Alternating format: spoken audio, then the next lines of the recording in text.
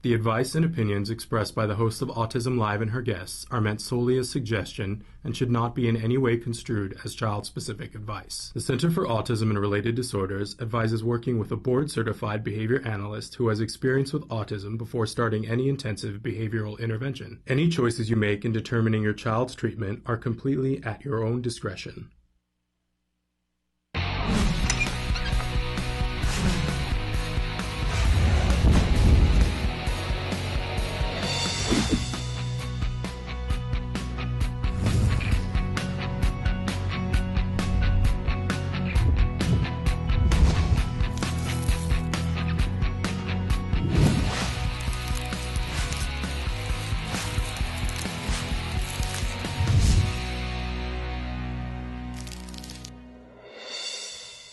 Good morning and welcome to Autism Live. I'm Shannon Penrod and we are webcasting to you live from the Center for Autism and Related Disorders headquarters in Tarzana, California. So thrilled to be back with you today.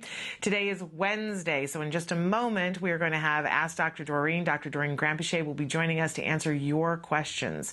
I want to remind you, and Emily's going to remind you on the screen, all the different ways that you can get a hold of us and that you can reach us. I'm going to remind you that there's only one way to watch us live. That's at www.autism-live.com. When you go there, you see a lovely white box that is now open 24 hours a day, 7 days a week. Just type whatever question or comment that you have right there, hit enter, and it shows up magically on our screen. If you do that during the time that we're live, we can ask the question directly in that moment, which is really an incredible thing. There is no charge for that. You don't have to log in. There is no credit card. We don't take your personal information. In fact, if you want us to get back to you with some information, you'll have to give us some information about where to get a hold of you, and we have a way of editing that out before we show that to the world. So I hope that you will participate because this entire show is meant to be interactive. And now it is time for Ask Dr. Doreen. Dr. Doreen Granpeesheh is the Dr. Doreen is an expert in autism. Doreen Granpeesheh. Dr. Granpeesheh. Dr. Doreen Granpeesheh. Dr. Doreen Granpeesheh is a visionary in the field of autism, and now you get to ask her questions on Ask Dr. Doreen. Welcome to Ask Dr. Doreen. We welcome to the studio Dr. Doreen Granpeesheh. Good morning. How are you? I'm good. I'm so thrilled to be here. We've been on a little bit of a break, but thrilled to be here this morning and kicking off with having such a wonderful expert in the field of autism with us. Thank you, Shannon. It's always fun to be here. It's enjoy helping people. Our extreme pleasure. And I want to remind right from the jump, everybody, that no one on this show ever gives child-specific advice, that we aren't even pretending that it's child-specific advice, because that would be a disservice to all of our kids, correct? Oh, absolutely. I mean, we don't get enough information, first of all. It wouldn't be very ethical of us to try to give child-specific advice just based on a few notes about a child. So yeah, everything we're talking about here may or may not pertain to the family who's writing in, but we hope that it's somewhat helpful in guiding at least. And overwhelmingly, we've heard from families that it's so helpful. I was mentioning to Dr. Granpeesheh just a moment ago that we were at the TACA family picnic on Sunday, and it was so lovely. I just got chills thinking about it because it was so lovely to meet so many of you and to hear from so many of you who have been watching the show, and they were saying overwhelmingly, Dr. Granpeesheh, how helpful this segment has been. Oh, I'm so glad to hear. And how much they adore you. Oh, that's lovely. And I'm glad the TACA family picnic is terrific. It's such a great thing. Yeah, Lisa Ackerman, a tour de force, that woman. Sure it is. I would if you put her and Nancy Alspaugh-Jackson together in any room, I'm sure you could come up with nuclear fission because the two of them have enough energy. It's two Energizer bunnies colliding. But amazing event. That's great families, but a lot of people running up to us and saying, hey, we're watching. That's great. And especially talking about this segment and how helpful. I'm so glad. That's terrific. It was really a thrill to meet all of you and hope to get to talk more with all of you. But we had some questions that came in on our Facebook this morning that I want to start with. Sure. Okay, so the first one, how do you teach my child with autism to start shopping for herself? She's almost 18 years old. They say I baby her too much. And of course, that's something we all struggle with, right? About what when, what age do you release, and how do you teach these skills, and what day? I always want a manual that says, on the day that they turn 12 and 4 weeks, that's when you start teaching laundry. Yeah, you know what I mean? There is no manual. But so how and when 18-year-old with autism teaching the shopping for herself? So, and this is one of those situations where I would have, 50 questions before I could really answer this correctly. But let's assume we're talking about grocery shopping. It doesn't really matter. It could be clothes shopping or whatever it is.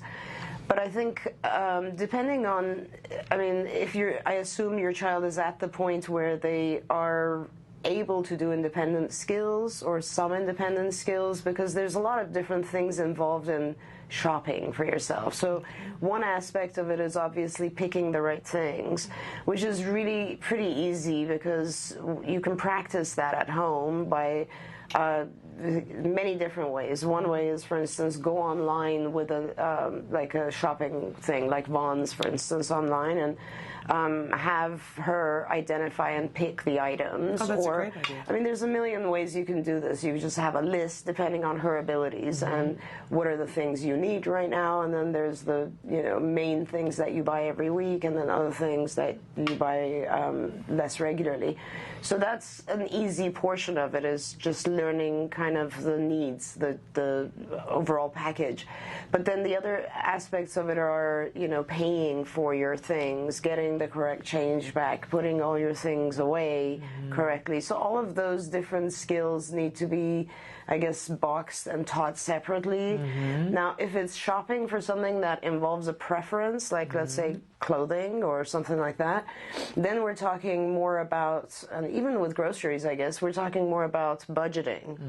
So that is, you start out with a certain amount of money, let's say, and if you're really wanting to focus on budgeting, that's like a little bit of a bigger concept, because then you have to list out all the different expenses that she would have, and then she would have to be able to subtract and say, okay, this is how much I can spend on food, this is how much I can spend on other things. And then again, it's just practicing and itemizing. You just want to make sure you give her a lot of choices visually, let's say, either by written or pictures, and that she is able to pick from the choices and leave some behind. That tends to be kind of the harder thing. The correspondence to money. I never had really thought about it before, but it's just tons of different skills. It's a lot of different skills, and but it's a very easy thing. Once you have the individual skills, with our kids, Shannon, we even start much earlier, and we'll go to, let's say, the corner store or something, and give them a certain amount of money and have them pick snacks. Yeah. So it's an easier thing, but I think the hardest part that we've experienced is just understanding that, like, if the value of things. Yes. So let's say you wouldn't want to, typically you're not going to look for a skirt that's $200, right. That sort of thing. So that it just is a matter of budgeting, and that you can do with anything, with food or clothes or shoes or whatever it is. But this is all you have. How are you going to spend it? And that's just practice. I remember at a certain age, they would take Jem to the store, and Target was a particularly good store because they tend to label the price on things quite clearly. Other stores maybe not as good, but underneath there's the barcode, and now there's no sticker on anything anymore. You have to look for the barcode underneath, which was fascinating to me because I hadn't noticed that. Oh, really? I really just hadn't noticed it in my life, that nothing has an actual price tag on it anymore. And so they would take him through the store, and they would find things that he liked, and they would just identify what the price was. And in particular, the lesson about when something says it's $18.99, is it really, do we think of it as $18 or do we think of it as $19? And then it was, maybe a couple of months later that Jem found a toy, and I said, well, how much? And I was actually videotaping with my phone, and I said, how much is it? And he said, oh, it's $7.99. But you know what that means, Mom. It's really $8. And I thought, there it is. He gets it. Because that in and of itself, I know adults that don't round up. Well, and here's another really funny component of that, because when I first came to the States, the very first time, I think I was 6 or 7, something like that, and I remember going to a shop and getting something that was just a couple of cents less than the money I had, and then going to the front and to pay, and then it was more because I didn't have the experience of taxing. Yeah. Right? And in the U.S., of course, everything is taxed. Yes. So I was like, okay, that doesn't make any sense. And I remember going back to my mom and saying, this was like $6, but at the cashier it was like 7 something. Right. You know? So that's kind of a confusing thing too. So when I talk about like sitting down and budgeting, you kind of need to teach that concept as well, which makes it a little bit harder. Absolutely. So would you recommend taking it then each lesson at a time, or can you teach 2 or 3 at a time? I mean, it just really depends on the child's skill level. Okay. There's a lot of applications now, if you have an iPhone, for instance, that you can just put the items in and it'll calculate the tax and the cost for you. But really, it's just a matter of being able to take, one sum of money and make a decision about what is best, how best to use that. Yeah. And I just think leftover, like saving, is the hardest concept for everyone. Yeah. It's not so much, okay, I have $10 and I can buy these 5 items. That's not that hard. It's pretty easy to teach that. And then with, every family is different. So what you buy at the grocery store is going to be quite different from someone else. And those are the things you just want to go over and say, these are the things you always buy, these are the things you can pick one. Right. It's that type of thing. Yeah. I think there are a lot of us that need that lesson. Maybe not just kids on the spectrum. But fascinating. And there are some shopping lessons that are in the skills program. Yes, there are. And usually when you do something like this, like anything else with ABA, you want to start small. Just like a couple of items, and then you will gradually expand it. Okay, great. I'm going to go on to the next question on Facebook. Is it common for autistic children to hallucinate? My 4-year-old autistic daughter wakes up at night screaming that there are bees in her room. She can see them and points to them and becomes very, all in caps, upset. This goes on for hours. Hours is in all caps as well. And nothing can calm her. Even turning on the light, she can still, quote unquote, see them. Wow. No, it's not common. It has actually, it's interesting because one of the differentiating diagnoses is there are no hallucinations or delusions. And people aren't very clear about this, but hallucinations are things you hear. Delusions are things you see. Really? I never heard that before. Yeah, that's the technical. Okay. So if she really is, now you have to be sure that this is not just a kind of a method that she's learned to bring you into her room in the middle of the night. Because it's possible that it started with a dream, and from there on she realized, oh, if I have some sort of episode at night, then mom's going to come and join me. Otherwise, if she's really having delusions and hallucinations, then that you are now looking at the possibility of schizophrenia, because the only disorder that really does have hallucinations and delusions is schizophrenia. And it's very uncommon for a child to be diagnosed with schizophrenia, but the option exists, schizophrenia, childhood onset. And so, that would probably be important to determine. You'd have to see a psychiatrist or a psychologist who would evaluate and see if there are other symptoms of autism or there are other symptoms of schizophrenia. The difference is that moving forward with autism, the main treatment is to do behavioral interventions. With schizophrenia, main treatment is medication. Okay. So it would be kind of important. And, one telling thing is, do you have people in your family other people who have schizophrenia or have been diagnosed with schizophrenia? But to answer that question, no, we don't have delusions and hallucinations in autism. But then again, as I said, it's hard to tell with kids with autism if they are just remembering perhaps a dream, or talking about something that happened once, and it sounds like they're they're hallucinating. And I read back over it to see, and she doesn't say anything about her hearing it. There's only the saying about seeing it. Because it's a visual thing, I mean, this might be a strange question, but I have, like a lot of people, floaters in my eyes that sometimes, you know, when they track different places, and I have on occasion before thought that it was a bug that I was seeing, and it's not, it's a floater. Is it possible that there could be a visual thing that's not? It could, of course. It's I mean, it's very low likelihood with a child to have floaters, but of course, it could be something with her vision, and it would be important to check that out as well. The thing about it that's unusual is that it happens only during the night. Yeah. That's if that's the case, but yes, that's what it seems from what she said. Right. So I would look into it. It's not something that you just write off and say, "Oh, this is part of the autism." No. Okay. Great advice. Very interesting question. Okay, and the next one from a wonderful mom. I have 7 children. Wow. 6 boys. I know. God bless you. I know. That's what we said this morning. Bless your heart. I have 7 children. 6 boys and 1 girl. 2 boys are on the spectrum. 1 is very possible, but not yet been tested. I also have a 6-year-old boy who I think is possibly on the way spectrum. My question is, what is the possibility of this being possible, as in having 4 out of 6 boys on the spectrum? It's a low probability, but certainly possible. I do have other families. I think the most I have in one family is 5 kids. Wow. And so, yeah, I mean, it's a genetic predisposition, and obviously in the family, all of the kids are exposed pretty much to the same environmental factors. So there is a possibility, and you're going to have kids, if they are diagnosed, they're going to be all different levels.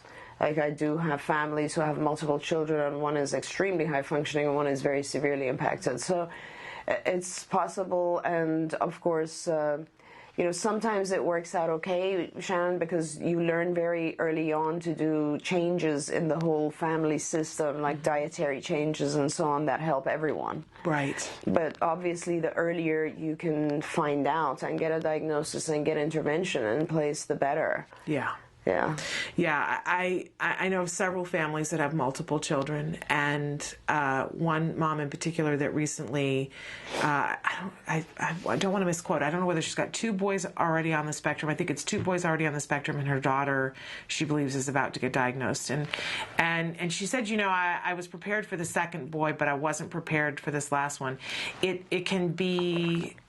I hear from the moms, it can be like a death as each child gets diagnosed, and feeling like it's just a car accident that you keep watching over and over again. And of course, we all sent love and support and said, you know, this isn't what you want to hear right now, but thank God you know what to do. Thank God you are already that many steps ahead. That's true. That, you know, and I think everybody has their own beliefs in what, I happen to believe that God only gives you what you can handle. And I don't know if that's true, but it gets me through some days. No, I absolutely agree with you. I mean, it's pretty amazing and just astonishing what this family is going through. I encourage this family to apply for a grant at ACT Today, Autism Care and Treatment Today. We do our best to fundraise and help families, and when you write in, we always prioritize families with more than 1 child, so you'll definitely get some help from us. So great. We still have another question from Facebook that I want to get to, but I think we should take a short break, and we'll be right back with more Ask Dr. Doreen. Keep your questions coming in. The Institute for Behavioral Training provides programs to educate students, parents, and professionals proven techniques using applied behavior analysis. Access online video lessons with IBT e-learning. Get one-on-one personalized instruction with IBT face-to-face training. Acquire professional guidance with IBT BCBA supervision. Develop professional growth with IBT continuing education courses. Get access to IBT services today. IBT, 360 degrees of ABA training. Welcome back to Ask Dr. Doreen. We have in the studio with us right now Dr. Doreen Granpeesheh, a true expert in the field of autism, a visionary in the field of autism. Because I think you are you know so much, but you're also so forward thinking. I think you see things on the horizon that don't occur to the rest of us, which is, I'm so glad that you're in charge. Thank you. I just think my life has been all about autism for such a long time that, you know, you just live that way, thinking about what are the next things we need for our kids. And, well, you have a brilliant mind, and you're so good with our children, and I appreciate you greatly. We have another question that came in on our Facebook this morning. Is it possible to teach an autistic child to swim? My little guy is 10 years old, and I keep a constant eye on him, but the drownings of all the autistic kids in the news lately, they've wandered off and gotten away from their parents. It's heartbreaking to me. I'd like to think my son is high enough functioning to avoid water, but those parents probably did too. And she makes a sad face. She says, one in Florida a few weeks ago and one in Missouri just the other day. Why is it always drowning? So a bunch of different questions in there. We've had multiple drownings, and that it's not an isolated year for that. I mean, we have this every year. Yeah. It's horrible. It's really horrible. It really is unbelievably horrible. You know, why drowning? Drowning is one of the top reasons that kids have, you know, accidents or pass away, just in the general population as well. I would strongly suggest that you get your child swimming. And of course, it's possible. It's not only possible, the majority, in fact, I don't even know of a child, I'm just thinking in my mind, who didn't absolutely love swimming. The kids really, really enjoy it because I think because of the pressure and the sensory aspect of being surrounded by water.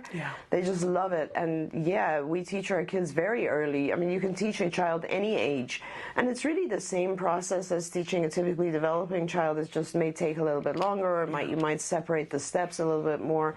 But I would really suggest that you do teach your child to swim. It'll be a safety issue that you don't have to worry about forever. There are even we were scheduled to have a swimming expert on the show for Let's Talk Autism with Shannon and Nancy, because this is a topic that Nancy and I have just been despondent over the loss of these children. But unfortunately, they have to reschedule with us today. But there are services out there that teach babies how to swim. I'm sure you've seen on YouTube the videos of they teach them how to swim with their shoes on, with their clothes on, how to roll over onto their back, because let's face it, that children who fall into pools or fall into streams don't usually fall in their bathing suits. That's true. And really important that all of our kids get good swimming lessons, whatever age. But since we're talking about this, I want to talk a little bit about the children who elope, because in all of these cases, they were children that eloped first and then drown. And sometimes I think it also happens during the night, because you know, a lot of our kids have problems sleeping. So you know, eloping is one of the things we work on very early on, and it's a very easy thing to teach a child not to elope, not to run away from parents. We do it mostly in public places, because that's another danger, is kids running in the middle of the street. But you know, until you teach your child swimming, then make sure you have either a cover or a very secure fence, or at the very minimum, there are these floating things that will sound an alarm if there's movement in the pool.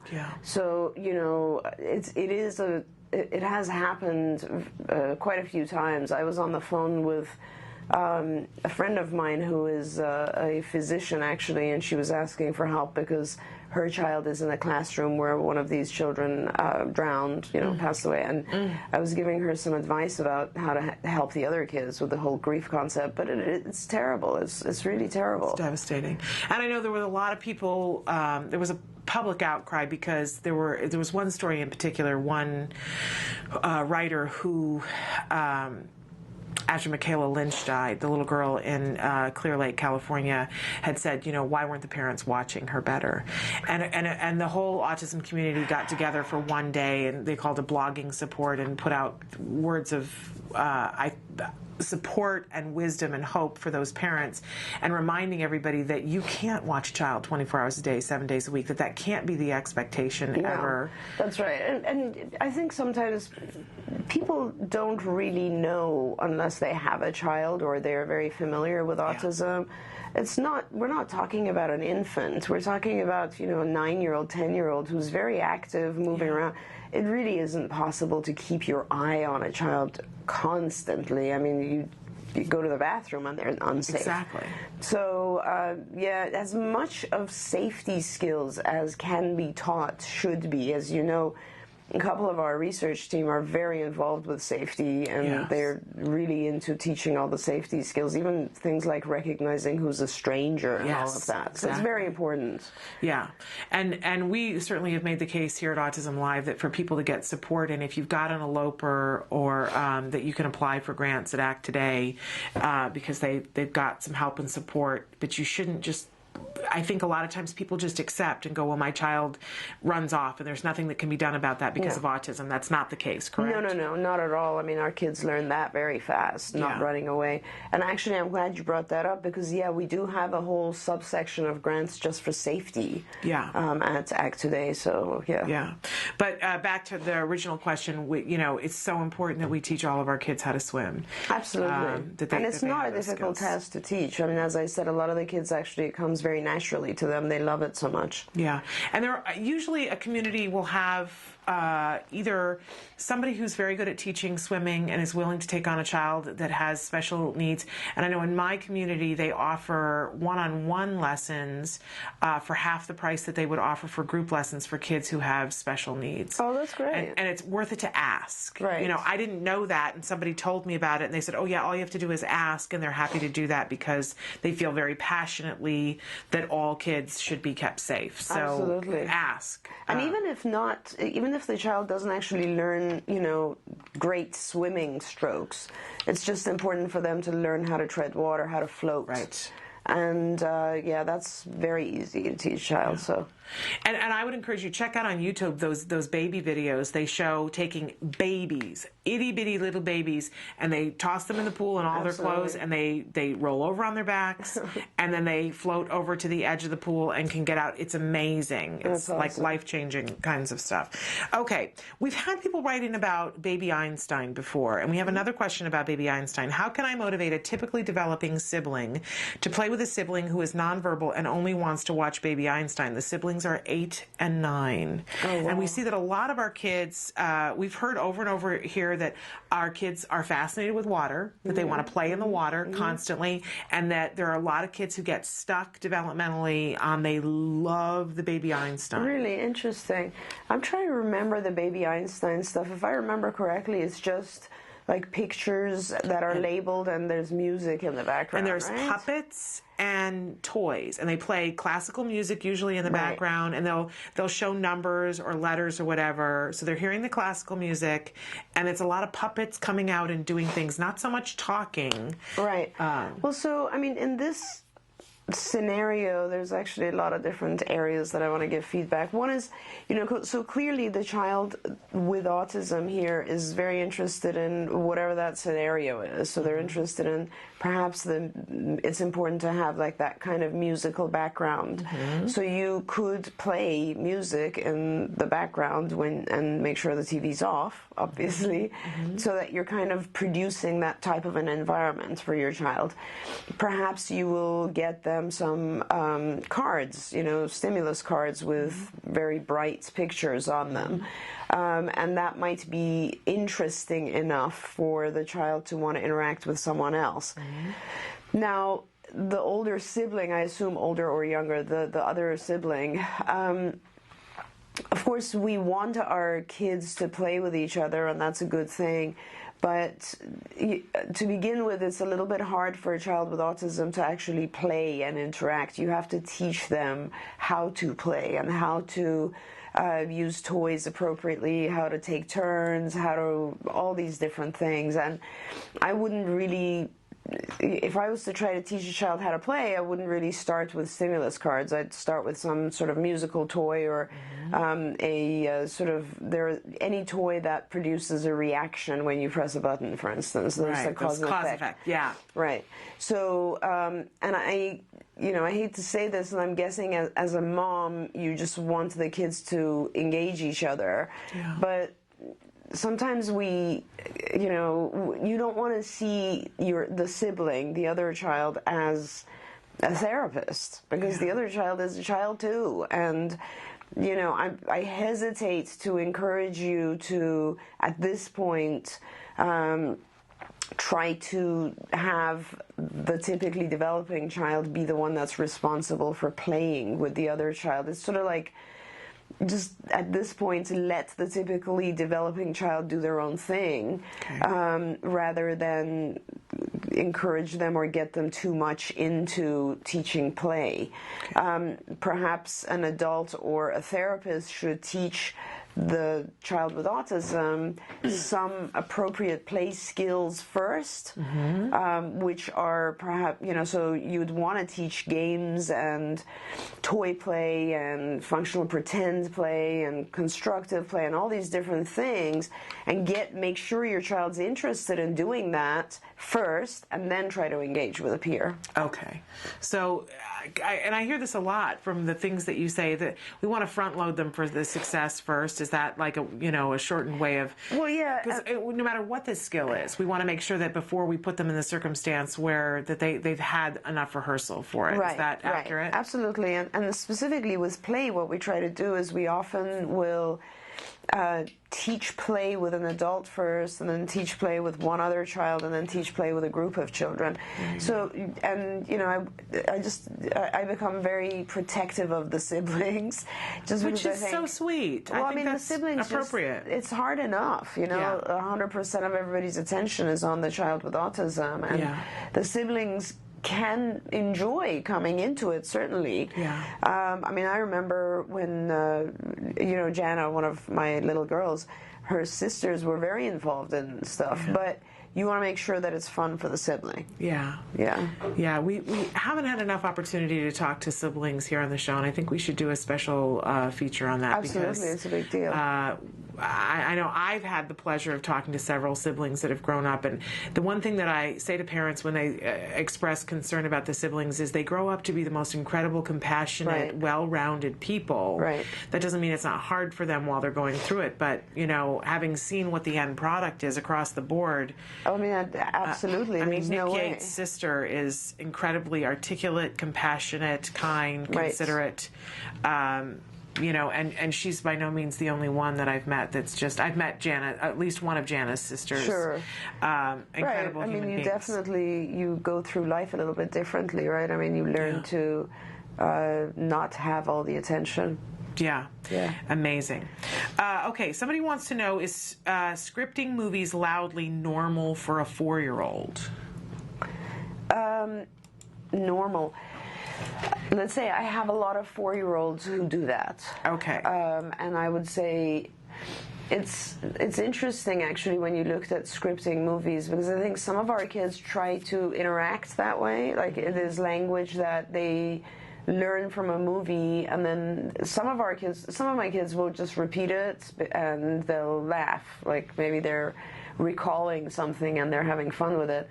Other kids actually use the language in context, which is sort of interesting. Like, when something in real life happens, they'll throw out some language that they heard on a video, and it actually works, to throw it out at that point. We know it's scripted, but it sort of works. They apply it appropriately. It's typical, like anything else, it is a common thing with a lot of our kids, but like anything else, you want to make sure that it doesn't take over the child's normal social communication, right? So it's like a good example to contrast this to would be just any typically developing teenage boy who spends 10 hours a day on a computer will not learn appropriate social behavior, because their computer time takes over, right? And so the same thing with scripting. When you're scripting, you're kind of in a fantasy world, and being able to differentiate that is difficult. And that's something, so, you know, we early on will kind of stop scripting and try to replace it with appropriate language. And another comment on scripting is that sometimes it is completely appropriate to use the language they've heard on TV, but our children don't learn to introduce it appropriately. Okay. So in other words, they'll say something like, I don't know, Bunny is jumping under whatever, right? And in order to make that appropriate, all they would have to say is, oh, remember that film or remember that cartoon where blah, blah, blah, blah, and then they can share it with someone else. Right. And that aspect of sharing, recalling it together, sharing it together, we do all the time. Yeah. I mean, people do that all the time. It's just our kids kind of don't know how to introduce it. Okay, so getting that sort of, you know, first part of the sentence to reference it. Right.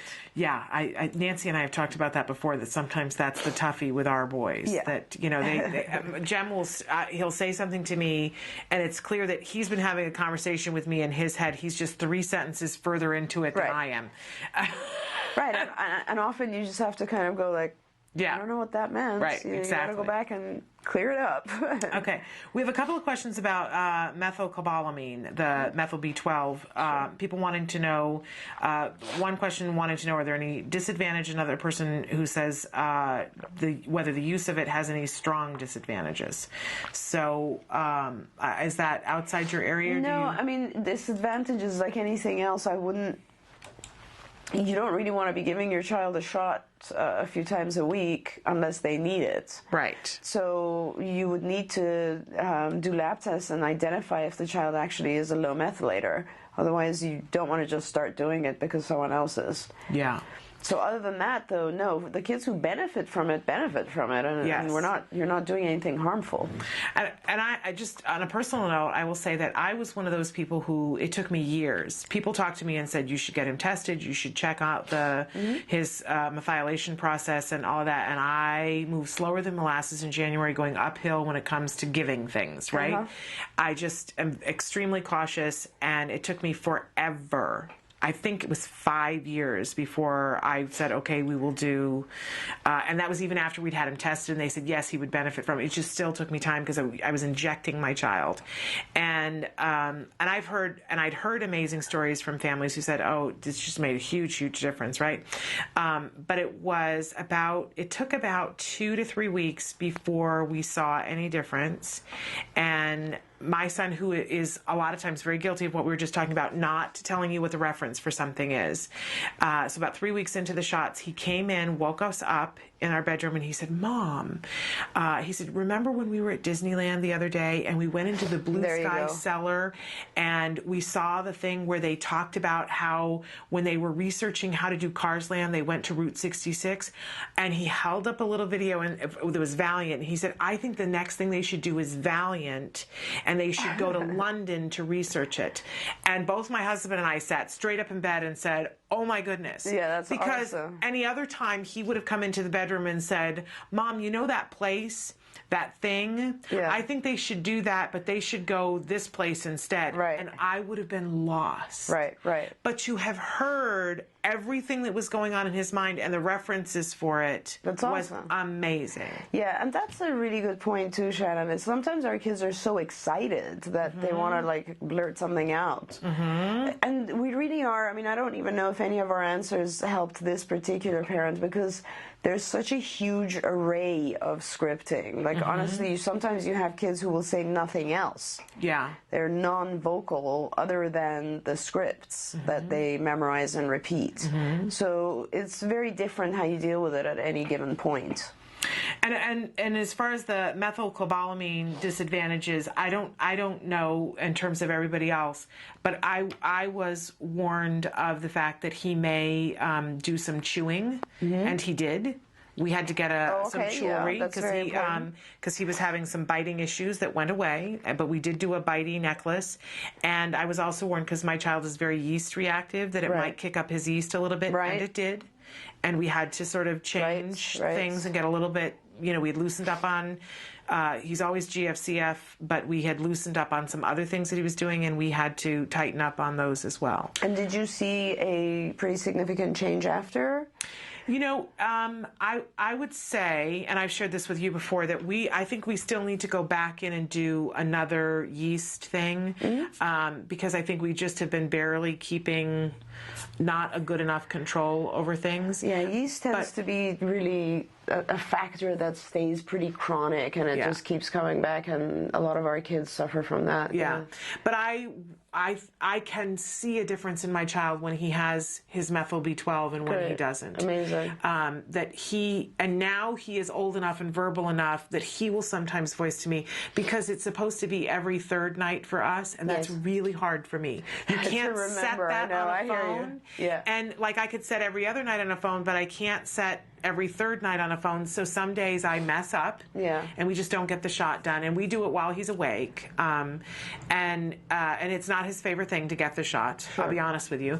But so I might miss a day or two, and then he'll be trying to tell me something. He'll go, I want to say, and he'll say, I'm frustrated, I can't get the words out. And I know I have days like that. Sure. But you know, to see that he doesn't have those days when, if it's the day after the shot, it's not like that for him. Right. I hear you. So you know, there has been a big benefit for him, but he got tested, and he, you know, it was shown that he needed it. Right. So good. But you know, and the biting and the yeast, I would trade those for him to be able to express himself.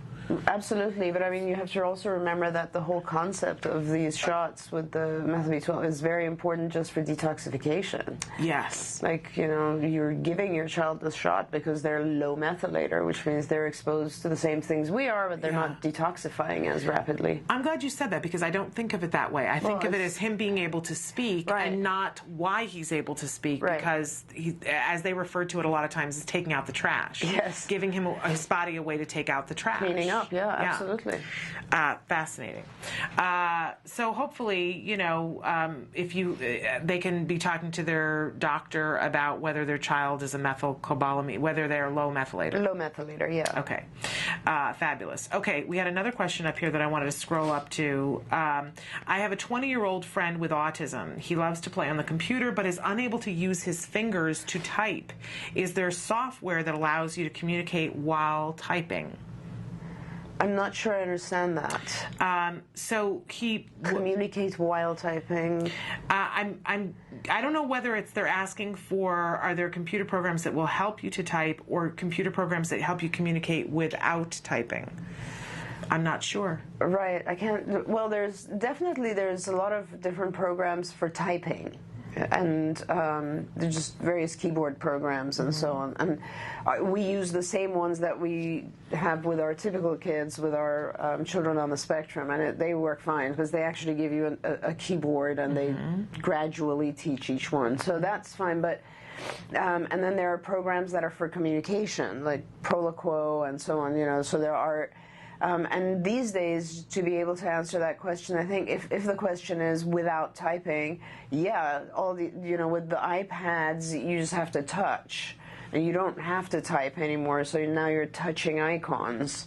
So yes, and that would be Proloquo is one. There's a lot now. There's several other ones now that are just for communication with icons. So I don't know, maybe that answers the question. Yeah, and I'm not sure with the wording either, and we're not using last names here, but this was from Dylan. So Dylan, if you want to write in and be a little bit more specific with us, we'll be happy to finish answering the question, because I'm not sure that I know exactly what you're asking. But Dylan, write back to us.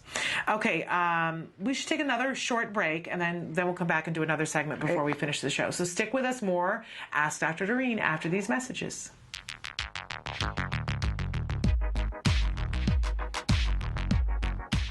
Every child with autism deserves a bright future. Without further clarification, the Affordable Care Act could actually result in less benefits for individuals with autism spectrum disorders. We urge Catherine Sebelius to clarify the Affordable Health Care Act. She can make one change one little minor change to make applied behavioral analysis be part of the healthcare plan. By signing this petition, you are protecting the healthcare benefits of individuals with autism spectrum disorders. We need to make sure that we are heard and seen. Sign the petition at autism-live.com. Here's how you can show your infinite support. Create your own infinity ribbon. What you're going to do is take a ribbon that's been cut about 8 inches long, and you're going to grab one end and then twist it, and then take the two ends and join them together, and then take it together, and then I'm going to flip it around and take another piece of tape, and what I have is double-sided sticky tape. Squeeze down. You have your very own infinity ribbon. With ABA, the possibilities are infinite. With ABA, the possibilities are infinite. With ABA, the possibilities are infinite. With ABA, the possibilities are infinite. With ABA, the possibilities are infinite. With ABA, the possibilities are infinite.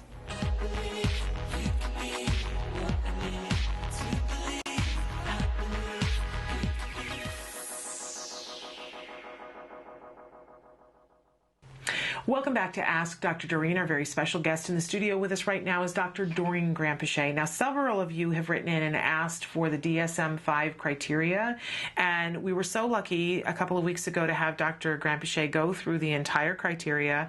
She shared her slides with us. You can watch that show. It's on our YouTube channel, and we also on our Facebook channel are featuring all of the slides that Dr. Granpeesheh did, where she broke down for you, so you have access to all of that, and you don't have to wait for us, and we won't take time to go over that again because it's there for you. It's on our YouTube page. You can go to youtube.com/autismlive, and you can search for DSM-5, and you can also look for Ask Dr. Doreen. It was 2 weeks ago. So I'm going to continue on with a question that we're featuring on the page right now. Would it be possible to know how you organize a week of activities for people with autism and mentally retarded? Thank you very much for sharing your experience or advising where I can find more details. And that was sent in to us by a doctor. I'm not going to share their name. Well, I'm not sure what they mean by organize, but the first thing that comes to my mind is we do this a lot with some of our kids, where we will actually take out a calendar or a big schedule. We'll produce one, and sort of like a wall calendar, and then you have activities on there, and the activities are like on cards, and they're Velcroed or something, and you can move them around so that you can sort of pick the week and pack it. So that makes the whole thing visual. If it's a child who's not able to read, obviously you want to have icons that represent the activities on the cards. But what makes the whole thing kind of difficult is that our kids don't understand the concept of time, and that's a little bit harder to teach. It's not the same as teaching time on a watch. It's more about the passage of time, and that's very, very hard. That's why actually one of the early programs that I had written a long time ago had to do with times of the day, kind of understanding the morning, afternoon, just trying to break the day up. But what we do now with our kids is, like, there are certain set things in everybody's day, and they're, like, for instance, breakfast, lunch, and dinner. And our kids do develop a sense of when it's lunchtime or when it's going to be dinner time. There's other things that are also set activities, like, for instance, a parent comes home from work. And even though it's not connected to a specific time, like at 5 p.m. or at 6 p.m., our kids kind of have a sense of when it's going to happen. So we put those set activities on the calendar just so that our child kind of gets an idea of, you know, dinner is after daddy comes home, or these programs are going to be, we're going to be working on, or swimming is the thing that I do right before lunch, or, you know, so it kind of helps our child organize their whole week that way. And you know what's interesting to me, and we've heard this from lots of different people in lots of different ways, but what really made sense to me as a parent when they were talking about scheduling and giving a visual schedule to my son, because it seemed like a whole lot of work to me, and I thought, you know, then we're going to pigeonhole the day, nothing organic will happen, we'll be boring, we'll be passé, right? And one of the therapists said to me, how do you like it when you're driving a car and somebody else is holding the directions and they won't give you the directions until the very last minute. Right. Don't you feel a sense of anxiety and like, give me the directions, I'd like to know where I'm going. Where I'm going, yeah. And I think that we all do, and that made total sense with me. And I also, recently somebody said to me, you know, all of our kids, whether they're on the spectrum or not, they crave some sort of structure. Order, you're right. I mean, and if we don't give it to them, we're doing a disservice to them. Well, I mean, and often our kids will actually, tend to have more behaviors when they don't know what's coming. So it's really a very calming thing. Yeah. The example I use is, let's say you go to work and you don't know when you're going to get to go home. Right. You don't know when work's over. Yeah. It could be over at 2 or 5 or whatever. You don't know. And so if going home after work is the reward that you're waiting for, you're just never going to know when it's coming. Right. So with our kids, because half the stuff we have them do is not necessarily rewarding, it's work. It's, it's like going to school or learning this, learning that, and so on. It's really important to do a visual because it allows them to kind of see the rewards that are in between as well, and actually for you to see as a parent that, hey, maybe I need to increase my reward periods because I'm putting so much demand on my child. I was just doing this for a 20-year-old the other day. I was putting a calendar together, and I was realizing, like, this guy is such an awesome character that he does so much for very little reward, and his rewards are like maybe his meal periods. Yeah. And so it's a good idea to have a visual schedule because it helps you balance everything out. You realize that you need to have more rewarding activities in between the tasks that are harder. For the child or individual, it becomes much more just calming to see what's next. And also, the reason I put it on Velcro is because sometimes I want to give my child or adult the opportunity to pick. Yeah. Because if you give them like 5 or 6 cards and you say, we have to do all of them today, well, they get the idea, and then they'll put it in an order that they want to do it. That makes it easier for them. Yeah, like a lot of times our kids will like load up first on the rewards. Yeah. But hey, they actually will get through the rest of the tasks too because they got to choose. Amazing. It's an important thing. Absolutely amazing. And so, in terms of coming up with activities that would be friendly for kids who are on the spectrum and individuals who are developmentally delayed, what kinds of activities do you recommend? Oh, well, that's really easy to answer because every child has different reinforcers. So one child might find it very rewarding to take a bath, another one will hate it. Yeah. So as I've always said with behavioral interventions, you have absolutely no power unless you know what your child's rewards are. So we will do not only a reinforcement inventory at the very beginning, which is just a massive list of all the possible rewards that we pick for the child with the parents, but we'll often do sort of a forced choice inventory where you give the child 3 or 4 things that are currently present, and they get to choose what they want to work for. And that just makes the whole thing different. So, visually, from rewards could be anything. They could be, I want a half an hour to go to my room and listen to music and do something that normally would be considered self-stimulatory. That's a reward. That's called the Premack principle. Yeah. Or they could be food items, or they could be activities, or they could be, a massage, or they could be getting less of a certain type of program. It really varies. This brought up something for me. My personal question. We've recently... Excuse me. No problem. Jem's been in a phase recently where if I give him 2 preferred activities to choose between, and I say, it's your choice, what do you want to do? Do you want to do this or do you want to do this? He has anxiety about it. He goes, I don't know which to choose. Right. I don't know. I'm going to make a wrong choice. Right. And I'm always saying to him, there is no wrong choice. The other one will still be available some other time, but right now you can do this or this. Any words of wisdom for me about how to make that easier? Absolutely terrific, actually. And that's just choosing choices and stuff. No, there's no way you're going to make it. He's just going to learn. I mean, one way to make it easier is to alternate the strength of the 2 so they're not equal strength. Okay. Another way actually would be to give him a daily schedule because he'll be able to pick the one now knowing that the other one's later in the day. Okay.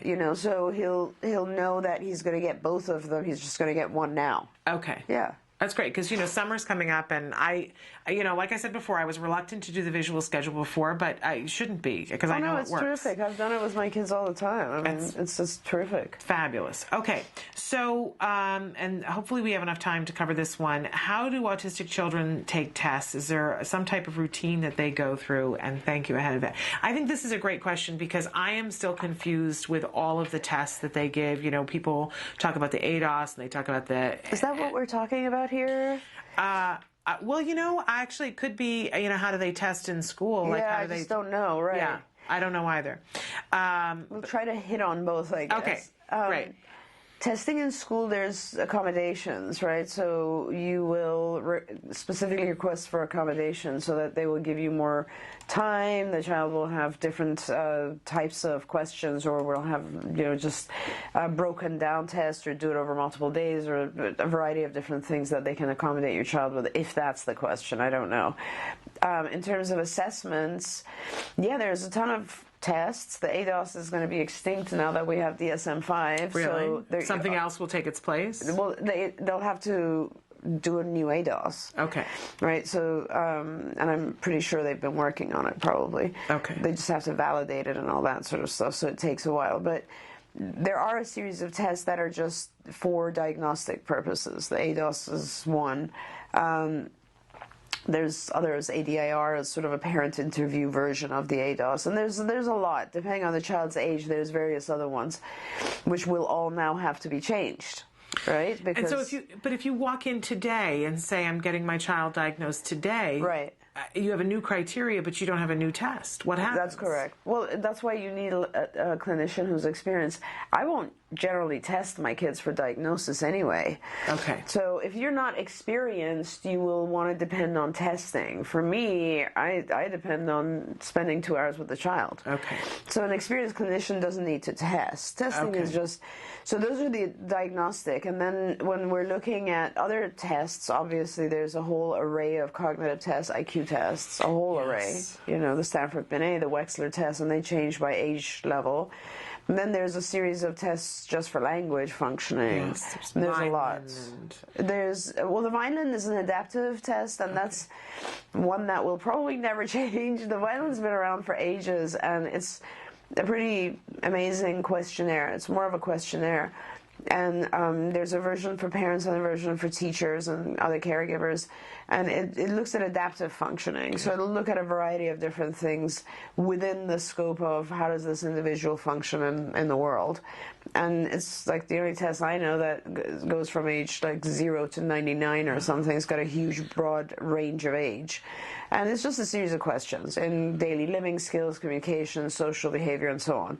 Then there's individual tests for each of those areas. Yeah. So there's language testing, and there's social skills testing, and all these different things.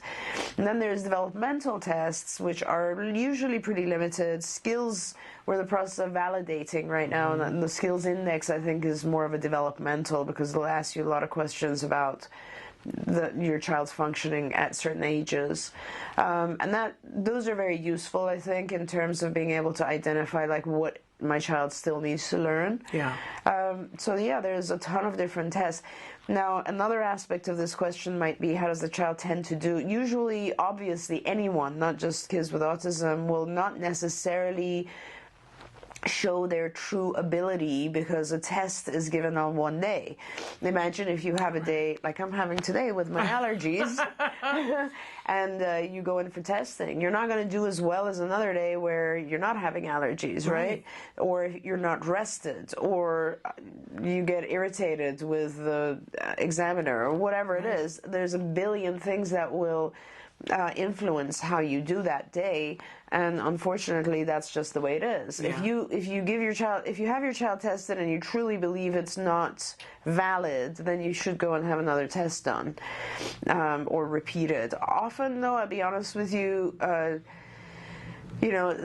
these tests are, it's like that you'll have, 100, 200 items on the test, and not every item affects the overall score. So you might retest and you might feel that the child did much better, but you'll end up having a similar score because they're standardized scores, so it translates into almost the similar thing. One of the things that parents say, and I know I've experienced this too, when we get the questionnaire and we have to fill it out, that I hate it in terms of I feel like it's how I am today. Yeah.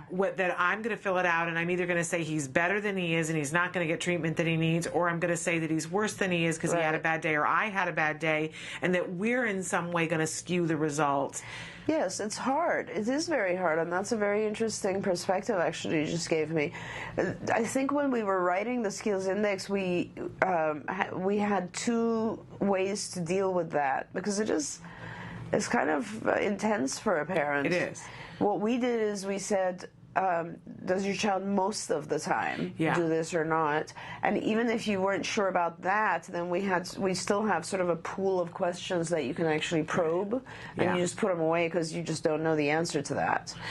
What I like about the skills one, the difference for the skills one, and I took the skills assessment in its entirety twice. Oh my God. Because I did it when it was in beta, when it was on paper. Yes. Or that was probably before beta. So I did it twice. I don't know that there are any other people that can claim that they did it twice. So I want a badge for that. But, you deserve one. But in any case, what I liked about it was that once I answered the questions, it showed me right away. I got to see, okay, so this is where he is on the graph. Right. And I got that was my reinforcement.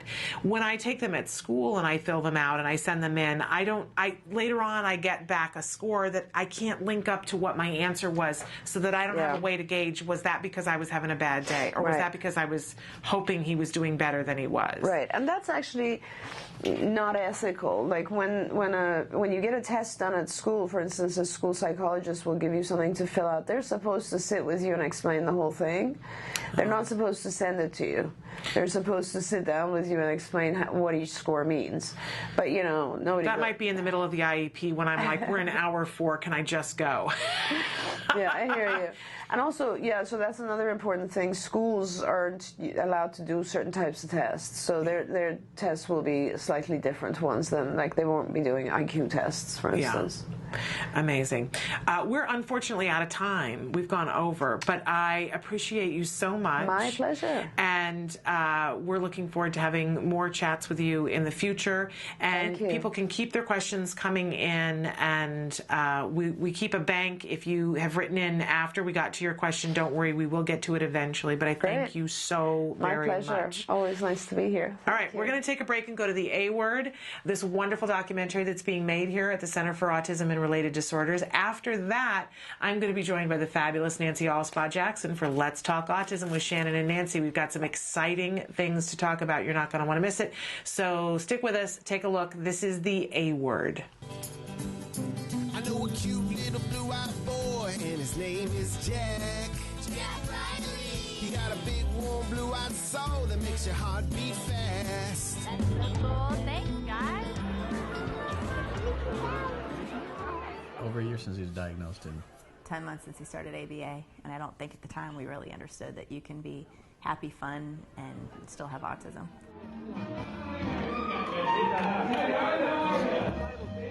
We were at Disneyland trying new foods, and he's open-minded to it. Eating was a nightmare a year ago, and now it's not. Just in the last week, we've noticed like huge differences in what he was willing to try then versus what he's willing to try now. You want to try a pear? Can you kiss it for a piece of cookie? You want to kiss it? Yeah. Come here. Up to a few months ago, you show the kid a banana and he would go nuts. He ate it every day, but he didn't want to know that he was eating it. And a week ago, he asked for it. just ate it. Now he asks for him every day, and he has a banana. I don't know what changed, but it just did. So good. Oh, that's so good. I wouldn't have even considered giving him a chewable vitamin 6 months ago, and I just hand it to him now and say he's got a chomp, and he knows that he has to crunch down on it. Good job. We're ecstatic about his development. I don't wake up every morning anymore thinking I have a child with autism. I just think I have two great kids. say howdy, we say hi. Let's get rowdy, let's get wild. Let's get wild. Let's get wild. Let's get wild. Let's get wild. Hi, you're back at Autism Live. I'm Lisa Ackerman, and you're at the Allergy-Friendly Cooking Show. And we have kind of an interesting surprise. I've brought my sister. That's surprise number one. Yeah. The fact that I came is surprise number two. I know, right? Hi, Jamie. Hi. And we're doing one of my favorite recipes, an ode to Sue, a TACA supermom. She created a kid-friendly sushi recipe for her son, Zach.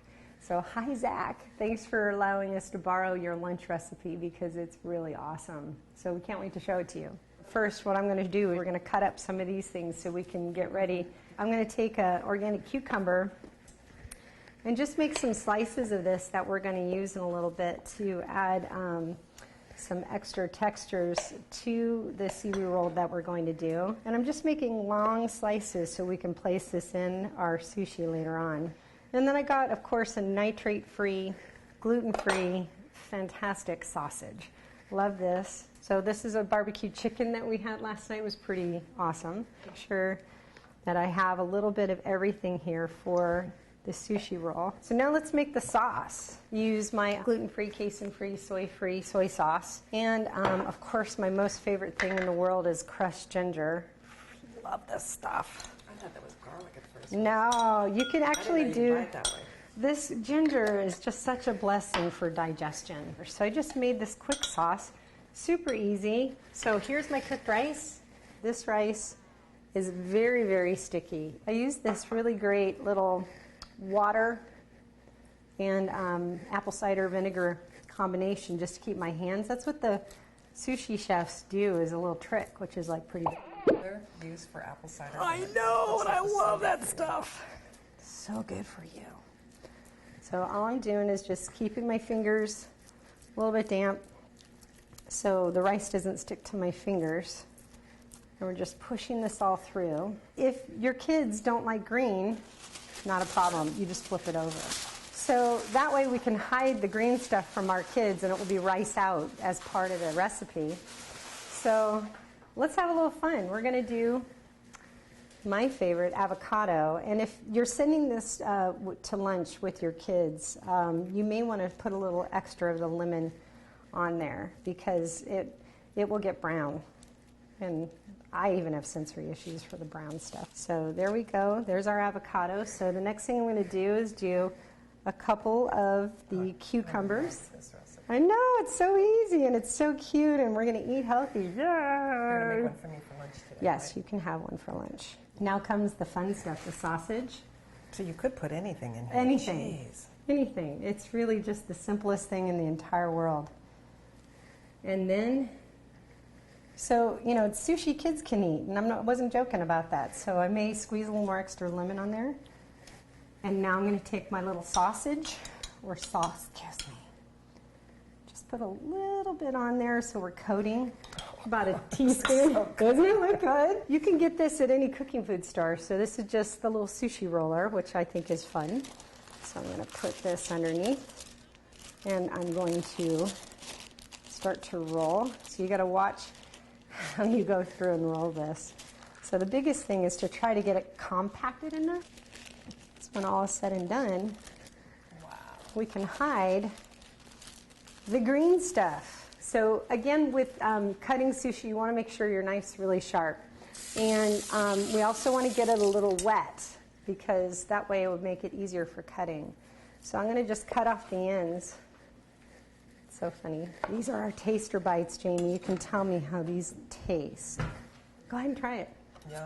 I know, right? See? And your body kind of goes, wait, I'm waiting for seafood.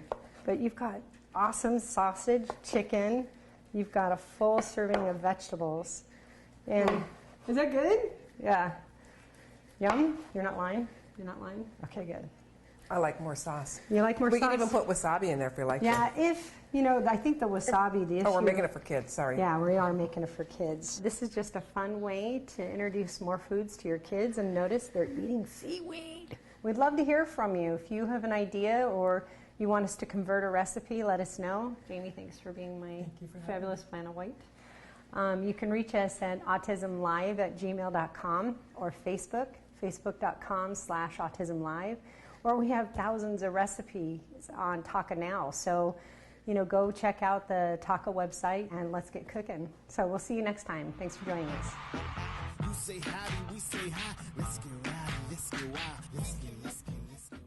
Welcome to Let's Talk Autism with Shannon and Nancy. I'm Shannon Penrod. And I'm Nancy Alspaugh-Jackson. We've been laughing a bit. We have been. Yes, I was away. Shannon was at Disneyland. Yes. For how many days? We were there for 2 days. We went to the TACA family picnic on Sunday, and then we were at Disneyland on Monday and California Adventure yesterday. Got back late last night. Okay. My feet are swollen and I could barely see, but it was a good time. All right. But you were away. I went away. I went away on Thursday to... I took a retreat. Yes. It was up in Santa Barbara at the Mount Calvary St. Mary's Retreat Center and Monastery, which is run by a group of monks. And the retreat was called Becoming Beguines, studying 13th century women Christian mystics. And who were, well, one of the main ones was burned at the stake. This is how she just described it to me. Yes. So, but, I don't go to La Costa for my vacations. I go to a monastery and study Christian mystics, but that's my idea. Burned at the stake. That's my the idea. capper. That's my idea of a good time. But I have to say, Shannon, this retreat, it was led by a remarkable woman by the name of Sister Greta Ronigan. Oh. And Sister Greta Ronigan has had quite an interesting path. She was an actress, was married to a very famous film producer, was her first husband. Then she became a yogi. She started Yoga Works in the 80s. Wow. And was married to a yogi. And then after studying every form of Eastern mysticism and yoga, she decided it was much too self-absorbed for her and too male-dominated. Okay. And she went church shopping. And when she walked into the Episcopal Church, she had a spiritual awakening. And from there, found a mentor and a priest who guided her to become a chaplain. And she ministers to the Twin Towers jails down in downtown LA. Wow. She started a monastery called the Community of Divine Love. It's in San Gabriel, California. And she does that with Brother Dennis Gibbs, who was incarcerated himself and a former drug addict. And she led the retreat. And Sister Greta is kind of like, she looks like Annette Bening. Interesting. She's got short blonde hair and very contemporary looking and very with it. I was very happy to see that she drank coffee and wine. Okay. That was really, I was so excited when I discovered that when I first got there. But we did everything from praying to meditation to hiking, yoga to ecstatic dancing. And I'm going to tell you more about that later because it was really fun. It sounds fun. But I had a wonderful time, and one of the things that came out of this retreat was that I have decided to move forward with a ministry at my church, Prince of Peace, for families, parents and their children of children with autism and other disabilities. And my minister has welcomed that wholeheartedly. We're meeting this month. So there'll be more to come on that because we're going to plan a service and a celebration for parents and their children at our church. Lovely. So it'll be multi-denominational, and it's just something I felt called to do. So that's fabulous. So it was great. And you've come back with this piece. I'm still drinking coffee, though, you notice? That's okay, but you've come back with this very centered, very Buddha-like piece. We were in silence several times for 12-hour periods, and it's really interesting when you eat a meal in silence, because what you notice really is your food. Everything is very intentional, and you know, without cell phones and iPads and computers for 4 straight days. It's really an interesting what it does to you really from the inside out, I think. So it was really wonderful. And I do believe as mothers of children with autism, I also want to thank my husband, by the way, who was left at home with Wyatt. I do believe as Father's Day is coming up, we're going to talk about this a little more. Fathers really deserve a lot of credit. The ones that hang in there and the ones that are there for us. Yes. And I want to urge all mothers out there to try to take some time for yourself every year. No matter what it is, but quiet time is very important. It is. And I hear you talking about this, and I have to say, you know, I smile and I laugh because I think it's wonderful, and I know that I would get so much out of it if I were to go and do something like this. But the likelihood that I would schedule it myself, it would almost have to be court-ordered, is the thing I'm laughing at. Well, isn't that interesting? It is interesting, and even as I hear myself say that, I go, so what's that about? But it's true. I mean, I just try to picture myself saying, no, I'm going to take a weekend and I'm going to go and sit and be quiet and be contemplative, and you know, and then I break into, you know, gales of laughter because it just doesn't. That means that's an issue for you. Oh, of course it is. And I have to point out that no matter what religious background you're from, or not religious, spiritual, all great religious leaders went off by themselves. All of them. So what you're saying is I'm not going to get to be a great religious leader. No, and they went to nourish their souls. Yes, and I believe in that. I wholeheartedly do. It's just that I'm not scheduling up. it. Yes. You know, and we talked about this with Lisa Gibbons. Yes. About her book. Yes. We have to take your oxygen first. Yes. And you don't realize how depleted you are until you get away. Absolutely. And I totally agree. And I do think, you know, I'm noticing the way I'm thinking about it that it's a problem. I schedule, you know, progress, right? I schedule little bits of time that I take off. But scheduling, I remember when Jem, before he was diagnosed, was probably a year old, and a bunch of girlfriends who had also had small children in diapers said, you know, for Mother's Day, let's just all go to a spa for a 2-day weekend. And everybody was like, yes, and we'll have the men take care of them. And I was going, that is not my idea of Mother's Day. Going away from your child. It just no, isn't. Mine not. And they said, you know, you got to work on this idea, and I'm still not there. You know, I do take little periods of time, but being away for an extended period of time is still... I'm talking 2 or 3 days. And I hear the sanity in what you're saying. Right. But I'm telling you, my umbilical cord, he's 10 today, and my umbilical cord still doesn't stretch that far. Okay. But I'll work on it. It's a process. And how about I'm going to be your coach on it? I would love that, because you have this piece about you today, Nancy, that is like... eerily wonderful. I'm like, look at Nancy. Nancy's got it all going on today. You were just at peace. Well, I want to tell you something really funny, and then we'll get into it in the news. Okay. When I got home on Sunday afternoon, Reed had gone online and found a picture of a nun that looked just like me. I'm not kidding you. I actually thought he had taken my face and cut and pasted it. This nun, when I should have brought it today. Yeah. She's got the wimple and the hat and the you know, what do they call the outfit? But I kept telling him how good the food was. The food was amazing up there. It was vegetarian but amazing. And I said, I thought I was going to lose weight here. I am like gaining weight. And this nun in the picture is about maybe 30 pounds heavier than me. I'm telling you, it's probably me like 40 years from now. I got to see this picture. It's hilarious. That's and I said, wait a minute, this isn't my face. I have a nun twin out there. That is fun.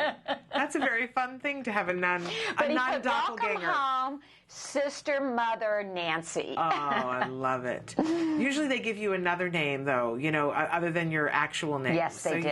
They do. So you would be Sister Mary Powerful. Okay. All right. Well, I'm not about just contemplative. I'm all about action in the world. Yes, so here I am. You are. There you are. Here you are. And I want to hear more about this. Okay, but we'll talk maybe more. We should get to in the news because we've got a lot to talk about today. All right. This first story about new research suggests a new direction for treatment of autism. I'm wondering what Doreen, I kind of wanted to grab her and say, tell me your input on this. I'm very interested to know. It's a new treatment. There was an experiment with humans using a treatment known as sensory motor or environmental enrichment.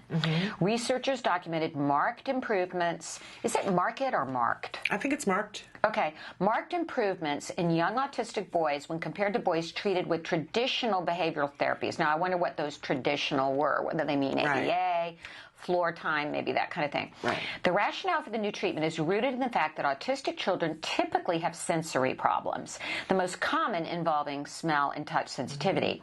Building on decades of working with animals documenting the profound effects of environmental enrichment in behavior and neurological outcomes, the authors of the study predicted that similar enrichment in children would have beneficial effects.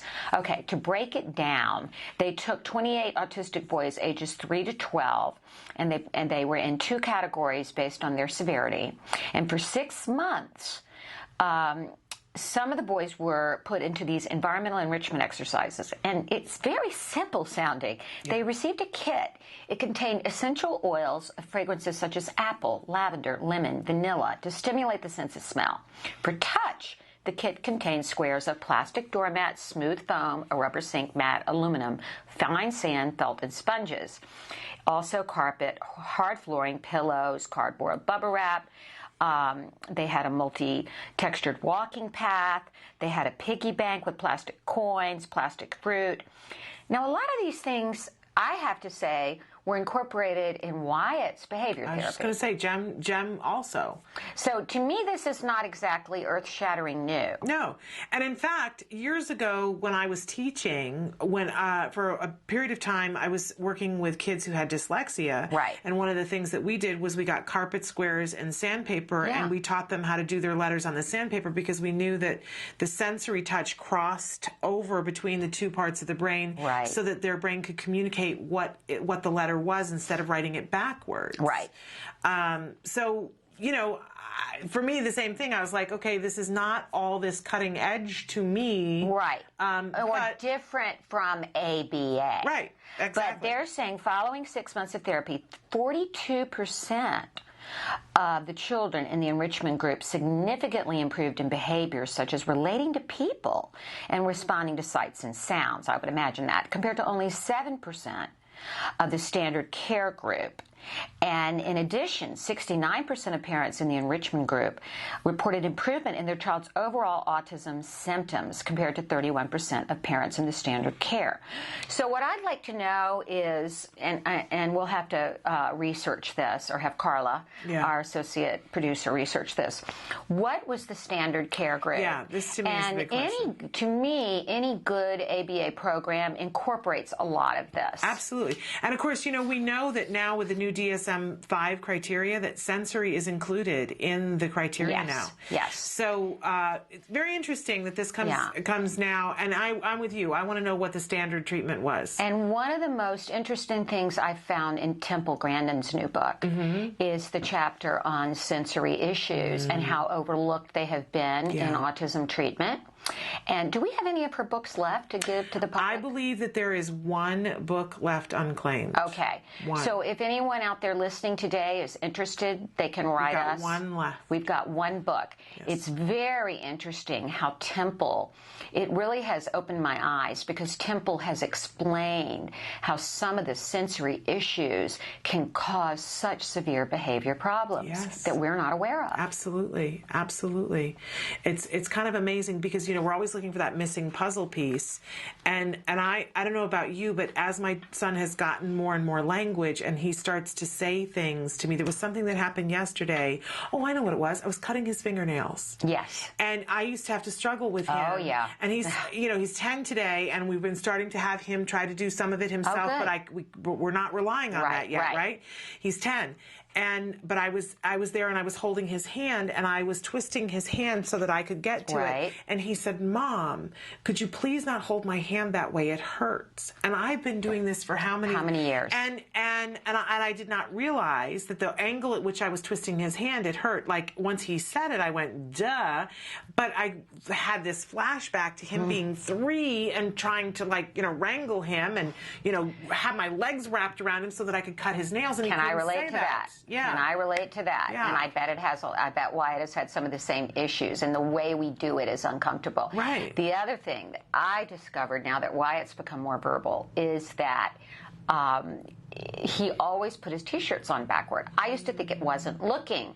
What it is sensory. The label really bothered the back of his neck and apparently bothered him less so in the front. Interesting. And he also probably figured out that if he put it on with the label in the front, Mom would cut the label off. Ah, there you go. Isn't it amazing sometimes that like you get a little removed from the picture and you go, okay, that makes total sense. We're at a behavior that seems that you go, what's with the random behavior? Right. I don't think there is any random behavior. There isn't random behavior. And this Temple really writes about this in that sensory section and how much more study that particular area needs for our kids. Well, and hopefully we'll get it, because I think that is one of the pluses that comes out of the DSM-5. Okay, great, great. Okay, and then there's another story that I got a heads up about while I was at Disneyland, that a really good friend of ours in South Africa said, Shannon, you need to know about this. This comes out of Johannesburg, that there is a group in South Africa that was trying to raise awareness about autism. Kind of backfired, didn't it, Shannon? It backfired in a big, huge, ugly way, and they've now taken down the billboards. I don't quite, I guess all press is good press, and in a way maybe it's a bit of a win for them, because people are covering this around the country, but there were some very controversial things that they took myths and things that people, spoken and unspoken, that people have about autism. Particularly in South Africa. Yes. And they posted them on billboards. Yes, and some of those included autism is for black people, autism is for white people, autism is for possessed people, and autism is for violent people. But then underneath, in very fine print, was the Autism Society of South Africa's website saying to learn information about what is true, visit. Now, I would have thought that before they did this, they would have thought that, number one, a billboard is something people read the big writing. They don't read the fine print. They should have thought about that first. I mean, shoulda, woulda, coulda. Monday morning quarterbacking is not really. I understand what they were trying to do. I do too, but I also understand why so many people were offended. I mean, I'm offended. Aren't you offended? Well, I was offended because I'm afraid that it further propagated myths to people that don't take the time to go to a website. And I think what might have been effective would have been, this is what I would have done, but this is the executive director in me. Autism is for possessed people. I would have put a big X over it and put not true. To find out the truth, go to. Yes. Yeah, and I think that's probably what the thought process maybe at some point was. And you can see the pictures of the billboards online. We're not going to feature them here, but in addition to these incendiary words, there were incendiary pictures as well. Like the one, autism is for violent people, was like blood smeared. Was really, I mean, it's impossible to look at it and be apathetic, right? Right. And unfortunately, what they also don't understand is in the subconscious, words you can't, to say autism is for violent people, the subconscious doesn't get the irony of that, or that this is, a myth. The subconscious reads it as a truth. Yeah, so, there was a huge outcry. The billboards were taken down. There are people who are calling for the resignation of the National Executive Committee and every person in their organization responsible for the horrific insult. And they asked for the ads to be removed within 1 week. My understanding is that they have been removed. They've apologized to its members. There have been several members who said we're not, because this was from Autism South Africa. And there have been many people who said you no longer speak for me or my family, and said I don't want to be a member anymore. So they've apologized to the members, and they're following up with another campaign with phrases like autism affects all races equally, autism does not always affect intellectual ability, phrases like that. My fear is that those billboards are not going to get any attention, right? Well, maybe they will now because of the first controversy. Well, maybe, but there's that thing in the movie and the play Proof, where the minister talks about how when you rip open a pillow and the feathers go everywhere, and then afterwards you can decide to go and get all of the feathers back, but you're never going to get all of them back. And I sort of feel like that's, this is an unfortunate circumstance. You know, but it got a lot of attention. Got a lot of attention, and I kind of subscribe to, there's an old saying, Hedda Hopper, who was the famous publicist in Hollywood, once said, the only bad publicity is your own obituary. I've never heard that. I've only heard the only bad publicity is no publicity. Yeah. So anyway, if you subscribe to that, and for years I did sort of subscribe to that. So what I'm hoping is that if it gets people talking, when the correct billboards go up, people will pay attention. And I guess we'll reserve judgment until right. And then there was a great story. I know we both looked at this and said, okay, this is awesome. We both have talked about the role of theater in our lives and how we think it's a great thing for kids in general. Right. And we've heard Temple Grandin and other experts say it's a great thing for our kids on the spectrum. Had Stephanie Wilson, who has the theater group up in Thousand Oaks for children on the spectrum that Wyatt went to. And yes, I was going to say, your son has taken acting classes before.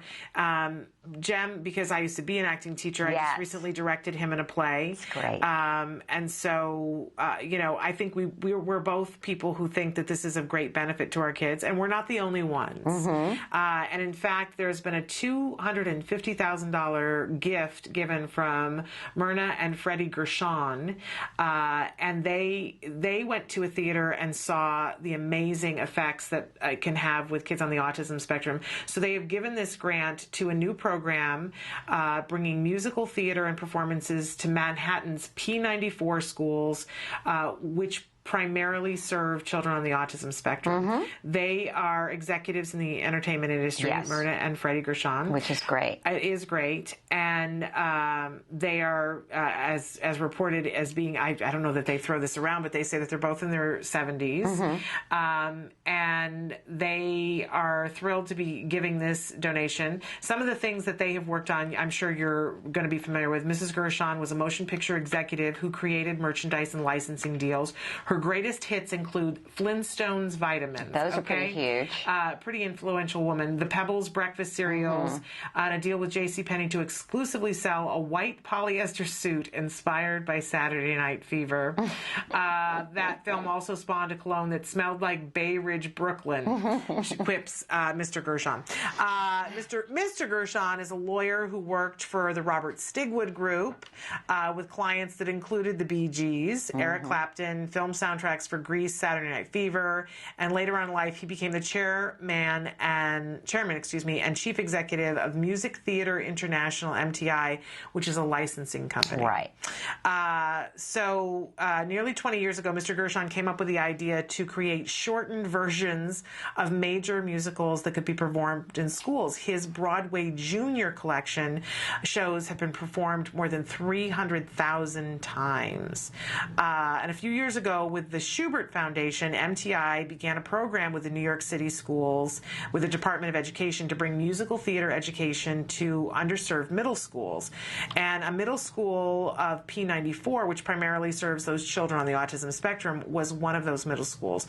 The Gershons came to the performance at the school, and they, quote unquote, saw what music and theater and dance could do for a nonverbal child.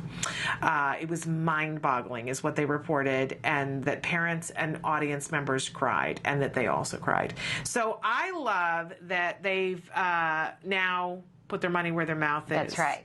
I think that's incredible. Great philanthropist. Great philanthropist, and we really applaud them for doing that. Very amazing. Yeah. Good for them. Good for them. And good for those kids, too. Good for them.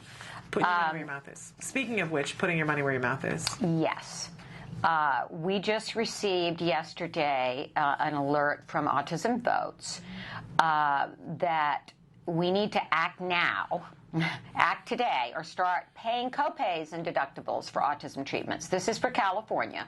Under California law, when you bring your child to a regional center, you do not have to pay for copays or deductibles. This is due to the Lanterman Act, which ensures that people with developmental disabilities have access to treatment services and support structures that make it possible to live and function in society. However, since autism insurance reform passed in California, some regional centers have started requiring families accessing treatment for their children with private insurance, that would be me, to start paying these fees, unnecessarily financially burdening these families. Okay, It's the other families I'm worried about, the families that don't make any money, the families that luckily now have the insurance to pay for their ABA treatment, and the regional center, they're now asking them to start paying the copays. And the governor and legislature of California are proposing to make this change permanent through the budget. Losing services at regional center or from the transfer of healthy families to Medi-Cal can harmfully interfere with the development of children with autism. We cannot do anything without your action. Here's what you need to do. If you're here in California, you need to call Senator Leno, as in Jay, at 916-651-4011. You need to call Assemblymember Blumenfeld at 916-319-2045. Or you can email the legislators. I'm sure you can look them up. And you can do it and, too. It doesn't have to be or. And. That's Senator Leno and Assemblymember Blumenfeld. And spread the word on Facebook and Twitter. Autism Votes, Shelley Hendricks, we know and love Shelley, and she does such great work. We have to take responsibility for fighting for this. Yeah. And if these lawmakers don't hear our voice, they will not respond. Now, Senator Steinberg has worked long and hard to get this as a reality for our families here in California. We need to fight the legislators that are not supporting this and call Senator Leno and Assemblymember Blumenfeld and make sure this stays intact. And we talked about this briefly on Friday on the show when the news came out on Thursday, and we posted on our Facebook, on Autism Live's Facebook, where you can, the link to be able to get these phone numbers and emails is right there. It's really important, regardless of where you live. I know, and Nancy and I are going to call during the break. Yeah. Each one of us pick one, and are you okay with that? Yeah. And it only takes a minute. And, you know, basically you say, I don't want this, and they put down a hash mark. And those little hash marks, they add up to a whole lot of business. Right. And we've said it before on the show, as goes California, so goes everybody else. Yes. And there are a lot of families that are out there that we fought long and hard to get the insurance reform, but now a $5,000 copay could prevent a child from being able to get $140,000 worth of treatment. There are many families out there that do not have $5,000 sitting around. Come on. I certainly never had that. I don't have that now. Who am I kidding? Let's face it. That is a huge amount of money. It's a huge amount of money. And it really defeats the purpose of having insurance cover autism care and treatment through ABA if you're going to make a family pay $5,000 in a copay. Yeah. So we need to fight this. We need to call the senator and assembly member. I'm going to dial it right now. Dial it right now. Who are you calling? Senator Leno? I'll call Leno if you call Blumenfeld. I don't have my phone in here. Okay. We'll make two phone calls. All right, really call Leno 916 and 651-4011. Can you put it on speaker and we'll let them know that they're on the air? Okay. We'll try that. Yeah. See if it's not busy, and tell them we want to continue to have copays and deductibles covered at regional center. I've got center. it on speakerphone. Okay. Senator Margolino's office. Hi, I'm Shannon Penrod calling from Autism Live. We're on the air live, and I'd like to know if we can talk to you while we're on the air live. No. All right. Did you want to speak to Senator, or did you want to No, I just want to weigh in on how we feel about having to pay copays. And deductibles. I'm an autism mom, and I'm here with another autism mom, and we want to be counted as people who think that. So is that okay if we talk to you live on the air? No, I can't be on air. No. Okay. All right. Well, all right. We're going to take a break then, and I'll talk to you while we're not on air. We'll talk to you while we're on the break. Oh, okay. All right. So we're taking a break. We'll be back in just a minute.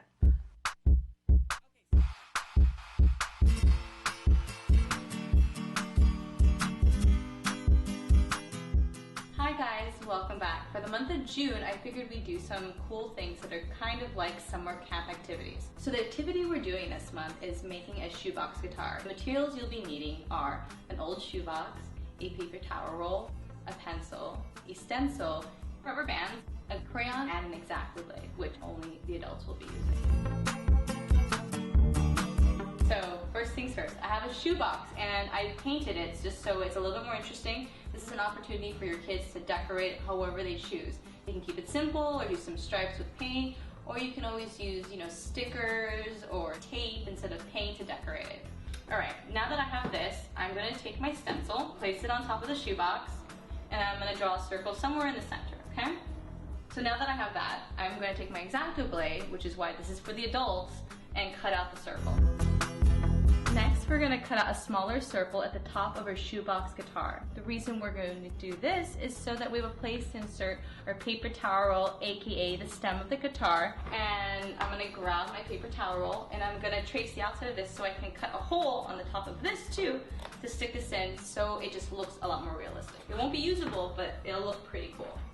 Now that it's been traced, now I'm gonna cut it out with the X-Acto blade. And again, this is something that only the adults should be doing. Now that I have both of the holes cut in this, I'm going to take my guitar strings and place them on. As you can see, it's missing one thing. It's stem. So now I'm going to put this in the hole we just cut out. Alright, the last thing I'm going to do is I'm going to take my crayon and put this in. And then after that, your guitar is totally done and you're ready to rock out with your kids. And if you're really cool, you'll make another one so you and your child can play together while doing socio-dramatic play, or work on imitation skills where you play a pattern on here and then they try to repeat it. I hope you and your child had lots of fun making this. And until next time, rock on. Can you see me flying by your side? Welcome back. So we just finished our first phone call because we got a little chatty Cathy. We were asking the senator to be on the show. Right, and his aide who picked up the phone was very sweet. Very nice, and we said, can we talk to you on the air? She said, no, I'm not allowed to be on the air. That's why we had to go to break. That was kind of funny. Right. So we're going to put in another call when we have more time to see if the senator will come on the show. But she's gotten a lot of calls, she said. Yes, she said I've been getting a lot of calls about this, but your call counts too. And she took our names down, but I think it was in our zip codes because we were calling saying that we were from a show.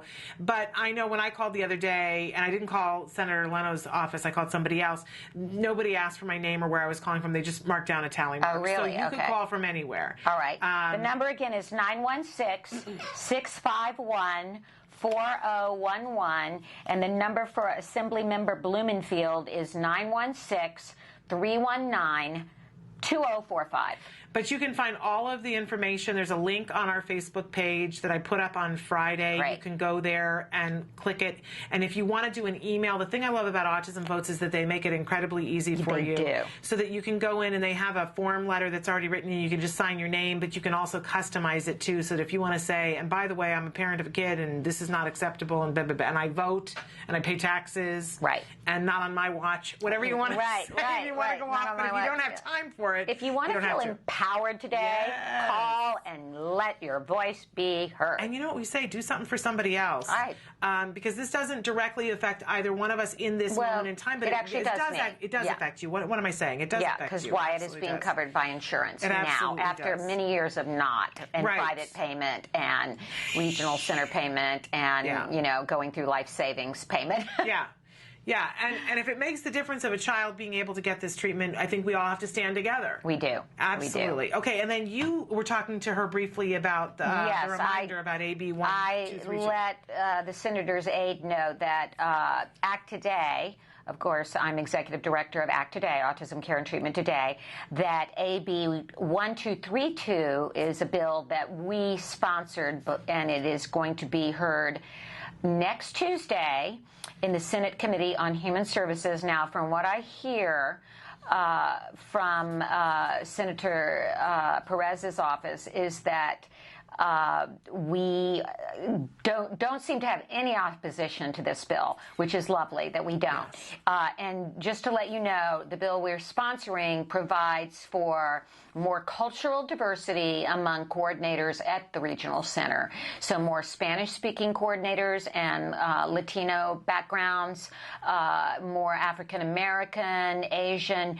it should be a reflection of the population of California, in other words, because there are cultural differences that oftentimes prevent a parent from seeking help or being fully honest or even communicating. Obviously, if there's nobody that speaks Spanish and you call, how are you going to communicate that your child needs services? Well, and you and I have said this before, that when our children were diagnosed with autism, we were women who had already gone through adversity and things in our life. We have a good command of the English language. Right. We understand how to fight for things. We understand how to advocate for things, and we still found it difficult. And And if we didn't speak English and had never had to advocate for something before, it literally brings me to my knees to think about what it's like for people who don't have a command of the English language, how overwhelming it must be for them, because it was sure overwhelming for me. It was sure overwhelming for me, and I think that's one of the main reasons you and I do the work we do today,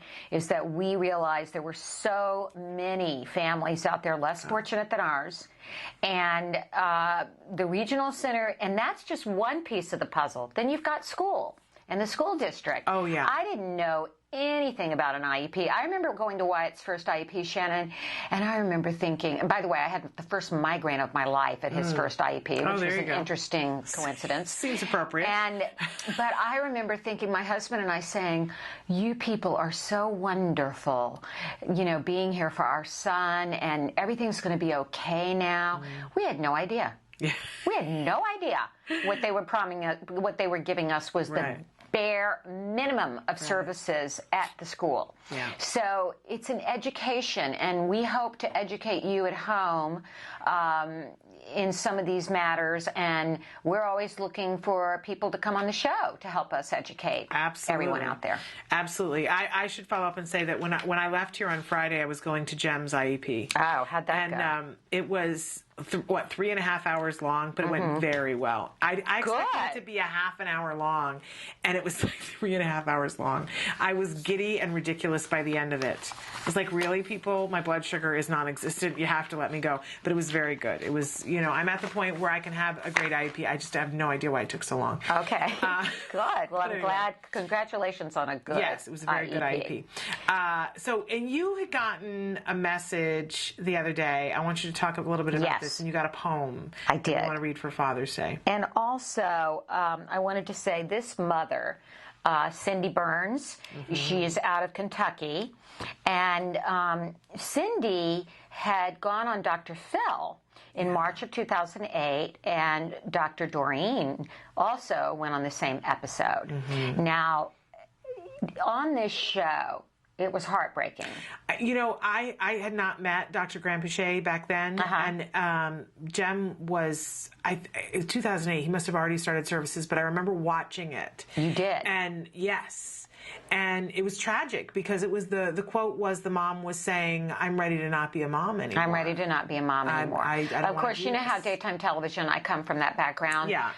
We sensationalize everything. Of course. And I'm sure Cindy didn't use those exact words. Right. She probably said, I'm worn. I'm tired. Yeah. I can't do this. At the time, Alex was in diapers, and I forgot how old he was. I think about 9. Yeah, that's he was in diapers, nonverbal. He has a dual diagnosis, Alex does, of Down syndrome and autism.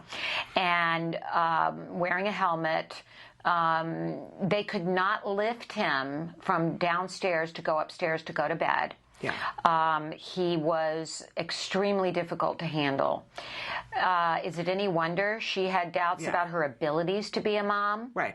Well, I think anybody looked at it and said, okay, this is a situation that's beyond difficult. Right. And I think everybody felt for that mom, but I remember looking at it and going, oh, that poor woman. Right. And feeling with her, there's no hope. Of course. And then in comes Dr. Granpeesheh. In comes Dr. Granpeesheh, and we did give Alex a grant through Act Today for behavioral therapy through workshops because they were located in an area of Kentucky that did not have card centers. So he had great gains. He's been a cover boy on one of our newsletters, and that has led to a relationship with Cindy, his mom. And she sent us, I believe on Mother's Day, she sent a beautiful poem that I posted on the Act Today website for mothers of nonverbal children. And recently, when I went to outdoor camp, you shared a blog that I wrote about going. And what it's like for an autism mom to go on something that other parents might think, okay, let's pack a backpack and out we go. And I shared my concerns, my nerves. So she wrote to us and said, there's an article she wrote for Exceptional Family magazine out of Kentucky, and you can go on Exceptional-Family to get this article. And it's about what led up to being on the TV show. So maybe we can post that link on the website. We'll put that up on Facebook. But she also, she had emailed me the other day. I wanted to send you a poem for Father's Day. It takes a village to raise these kids. So when you have fathers that stick around and help raise these kids, they need to be recognized. When I read Nancy's story of her husband having cancer and still going on the overnight trip with Nancy to help his kid be a regular, typical kid, that really touched me. I wanted to send Nancy something she could share with her husband for Father's Day, which I intend to do. I'll get the tissues out. We're going to need the tissues. Happy Father's Day to my hero, my dad, the one who helps me when I'm mad, the one who helps me when I'm sad, who forgives me when I'm bad. So if I could talk, I would say, I love you for accepting me anyway. Autism took my words away, but you took my heart. Thanks for loving me, Dad. Happy Father's Day. It's wonderful. It's really wonderful. We're going to take a break so we can mop up. But I want to talk some more about nonverbal kids because I went to the TACA family picnic on Sunday. And it was an amazing, amazing event. And we got to meet so many of you. And so many people came up and said that they watched the show, Nancy, and how much they love it. And it was so sweet to meet so many of you and how you watch it and when you watch it. The mom who said, I watch it when I'm washing my dishes. Oh, great. Because that's the time I have, because every other time I'm busy with my child. And just, it was really so inspirational to meet so many of you and to see kids on all places on the spectrum. You know, my son was having a particularly rough day. There was like no eye contact happening. I think probably because the day before was his birthday party, and I for like the first time I let him have this much sugar. You know, what was I thinking? I don't know. But anyway, we do that. We do that. And but anyway, kids on all places on the spectrum, and seeing some of the older kids and where they are, and kids that are younger. And I had an encounter with a young man who was nonverbal, and I did not know how to communicate. And it humbled me. So was this the young man whose father is on the Act Today board? Yes. Yes. That would be probably Bill Cernius, I would imagine. I'm not 100% sure. I'm pretty sure. But anyway, it really humbled me, and I felt like a total idiot. And I thought, of all people, I should know what to do in these circumstances, and I didn't. So anyway, we should take one short little break and come back and finish out the show and talk a little bit about some of what happened at the TACA picnic. So stick with us. Great.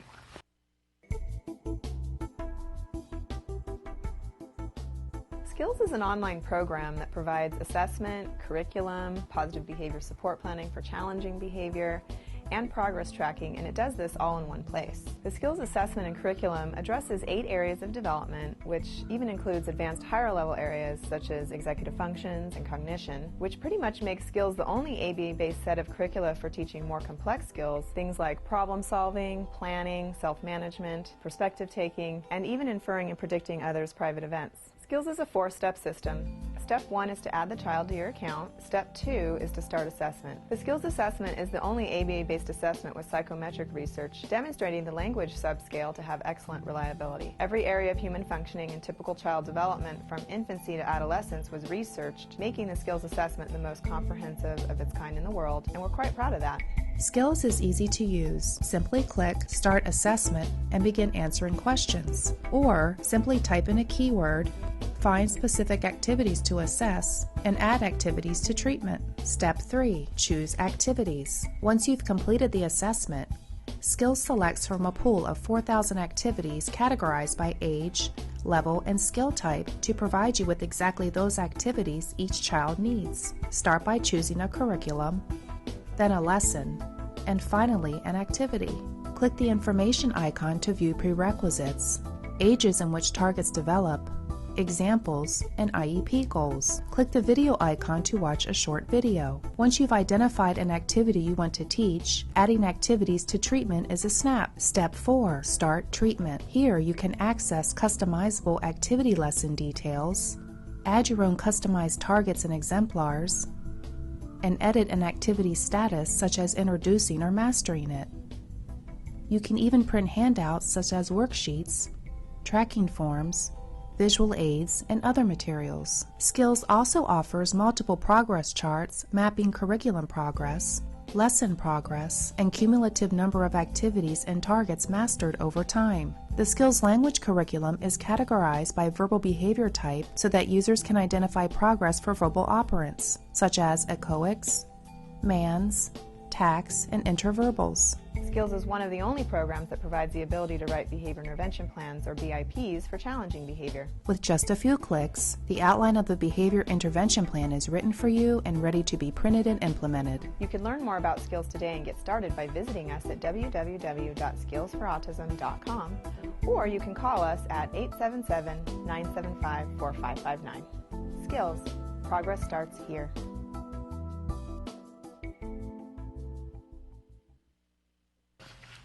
Welcome back. Welcome back. We're talking about the TACA picnic. Yes. And the amazing TACA is a great organization, and you can find them at tacanow.org.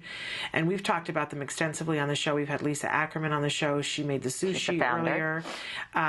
Amazing, and a great amazing friend. woman. And I got to meet her son and her husband for the first time. Just lovely, lovely family. They're a great family. And so many other TACA parents that were there as well. And we were kind of running around and getting interviews with some of the different sponsors that were there. I'll tell you what I loved. What? Because this was my first time going to the TACA picnic. They had flown in I think it was 4 doctors that people could sign up and go and have a 15-minute ask questions of the different doctors. Isn't that great? I just thought that was amazing, that opportunity was there, and they had face painting, and they had a Ferris wheel, and they had jousting. My son was jousting with another TACA parent that her son and my son had never gotten to meet before, so they were jousting, and they had bouncy houses and a carousel. How wonderful. And did they have it at that wonderful park down in Orange County? It was at the Phoenix Club. The Phoenix Club.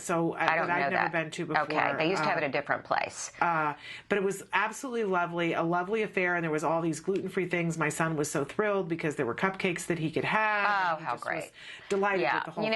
One of the first things I do, Shannon, when families contact us is if I talk to them personally, I urge them to go on the TACA website and get help from TACA. Yeah, absolutely. Some of the most successful journeys, be it complete recovery or children really doing well, have been a combination of parents getting a great ABA program and getting the support of TACA, either a support group or a TACA mentor. Absolutely. And they do believe firmly in biomedical, by the way. They're very big on biomedical. We give out the TACA journey guides to every family that gets a grant from us, and I wholeheartedly recommend that support because you cannot do it alone. Yeah, it's the manual. I mean, let's be honest about it. And there are 2 different ones for if you have a younger kid or an older kid, and it's the manual. And anything you want to know, there's the potential that it's in the and they give those away. It's an amazing organization. It is. It's a great endless organization. the kinds of things that they do. So the picnic was just truly inspirational, and it very much humbled me because we walked in and my son, as I was saying, was having a hard day, and people were immediately like in his face and talking to him, and I was like, look at them, what's wrong with you? Why aren't you looking at everything that I tell everybody not to do in the world, I was doing because I was like, what's up with this? All these people I want you to meet, and you're not making eye contact with them. And Lisa finally backhanded me and said, Mom, will you stop? Yeah. And I was like, oh, right. Where's my head? So just keeping it real, I make huge mistakes like anybody else. But you're human, Shannon. I said this morning, I'm a human being. and I'm trying to be better, but I'm never going to be better than Shannon that. Yet. No, maybe one day. Let's be honest, that's never going to happen. But in any case, you know, I was having my experience of, oh, why isn't my kid having a better day? Right. And tearing that down and tearing myself down with it. And then I got to meet other families, and everybody had a different place on the spectrum, and, you know, and looking at where everybody was. The universe has a funny way of showing us that. I think I told the story once of hearing about Laura's son being accepted into the gifted program, and I was, oh, woe is me. Why didn't I get diagnosed earlier? Why didn't I discover CARD earlier? And then I came into this very building and rode the elevator up with a severely autistic teenager. Yeah. And I called my husband and I said, please, never let me compare. Yeah. Run your own race. It's the worth, but you know, it's hard. It's hard not to. It's so hard. And especially in an event like that, I was comparing my son to how he was the day before. Right. You know, and right? You're like, so, why wasn't he like he was yesterday? Yeah. Well, because I fed him a little bit of sugar. But when I know better, I'm the queen of don't give them sugar. But it was his birthday, and I wanted to have. Yeah, I know. Darling. Anyway, right. So anyway, but it was amazing to see the spectrum and to be humbled by it, and to see families on both ends. You know, so families who have little kids that are just starting out, and they're having to work through all the financial stuff, and they're trying to, so you know, and humbling. then the ones with the teenagers who are very severely affected. And then at one point, I met a very incredible young man, but who was nonverbal, and I said to you, I didn't know how to communicate, and it was very frustrating to me and humbling to me. On that note, we would like to get your ideas, and maybe you're somebody out there listening, on specialists with nonverbal children, on how we'll have somebody on. We can communicate with them if we're not a parent or someone intimately connected. Because I didn't know what the rules were. I think I have some ideas, so we'll reach out today. But before we're out of time, we got to talk about a couple of things happening this weekend. First of all, Stephanie's Day is on Saturday, June 8th at CBS Studios. Look up Stephanie's Day on the web. We also have it on our website on Act Today, act-today.org. We will be there. So I will be there in the morning. I hope to see you. I'll be at our booth. And my little boy Wyatt will be there. We'll see what kind of day he's having. Train for Autism, Culver City 5K, 10K is Sunday, June 16th. And that is, Act Today is one of the beneficiaries. We have a team there. We also have, this is all on the website, correct? It is, and we went over all this the other day as well. So, so we have gone over some of this. The Joey Myers golf tournament, Scramble for the Kids, at the Talaga Golf Club. That's on June 17th.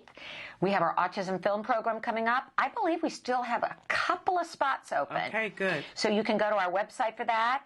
And the Speed Gamers are at it again. We have to get Britt on the show. I hope that we can.